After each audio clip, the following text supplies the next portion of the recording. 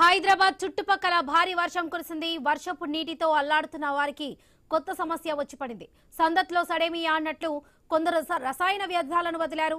ఎరుపు రంగుల్లో పిల్ల కాలువల ప్రవహించడం కనిపించింది. సంగారెడ్డి జిల్లా గుమ్మిడిదల మండలంలో ఎర్రటి వ్యర్థాలు స్థానికులను భయాందోళనకు గురిచేశాయి.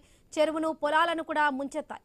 నల్ల చెరువులోని నీరు ఏకంగా ఎరుపెక్కింది. దీంతో స్థానికులు రైతులు భయాందోళన చెందుతున్నారు.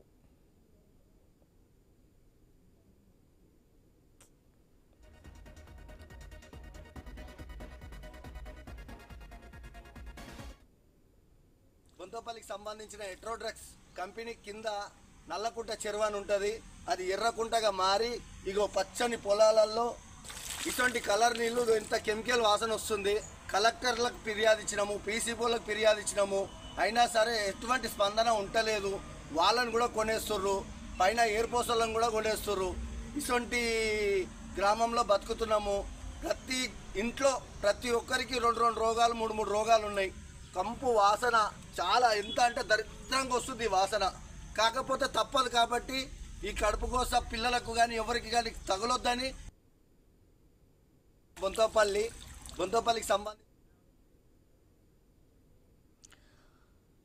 హైదరాబాద్ చుట్టుపక్కల భారీ వర్షం కురిసింది. వర్షపు నీటితో అల్లాడుతున్న వారికి ఇక్కడ నల్ల చెరువులోని నీరు ఏకంగా ఎరుపెక్కింది. దీంతో స్థానికులు రైతులు కూడా భయాందోళన చెందుతున్నారు. ఇదే విషయానికి సంబంధించి పూర్తి అప్డేట్స్ మా ప్రతినిధి క్రాంతి అందిస్తారు.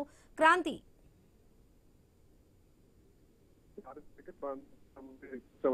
పరిశ్రమలు ఇక్కడ ఉన్న వందలాది పరిశ్రమలు వాళ్ళ పరిశ్రమల తర్వాత తరలించి మళ్ళీ అసలు చేసి నిల్వ చేయాల్సి ఉంటే పరిశ్రమలు అన్ని కూడా ఖర్చు కూడుకున్నది కాబట్టి వాళ్ళ పరిశ్రమలోనే నిల్వ ఉంచి వర్షాలు పడ్డప్పుడు, భారీ వర్షాలు పడ్డప్పుడు ఇట్లా ఇప్పటికీ అనేక సార్లు జరిగింది. దీంతో స్థానికంగా పర్యావరణం దెబ్బతింటుంది, కాలుష్యం ఏర్పడుతుంది. అదే విధంగా ఈ రోజు మనం చూసినట్లయితే గుమ్మడిదల మండలం పరిశ్రమ ఇట్లా వదిలేయడంతో మొత్తం ఎర్రటి నీళ్ళని కూడా నల్ల చెరువులోకి వచ్చే చెరువు నీళ్ళన్ని కూడా ఎర్రగా మారిపోయి దాని తర్వాత ఆ పక్కనే ఉన్న 100 ఎకరాలకు కూడా ఈ నీళ్లు వచ్చేసి ఆ మొత్తం పరిశ్రమ వ్యర్థాల నీళ్లతో ఆ పొలాలన్నీ నిండిపోయి పంటలు కూడా దెబ్బతిన్నాయి. ఇది పరిస్థితి ఎప్పుడు రెగ్యులర్ గా ఇక్కడ జరుగుతుంది. ఎన్నిసార్లు చెప్పినా కూడా వీళ్ళతో మార్పు రావట్లేదు. ఇటు కాలుష్య నియంత్రణ అధికారులు కూడా చూసి చూడనట్టు వ్యవహరిస్తున్నారు. దీనిపై కఠిన చర్యలు తీసుకుని స్థానికులు కానీ రైతులు కానీ ప్రభుత్వాన్ని విజ్ఞప్తి చేస్తున్నారు. Right Kranti, thank you.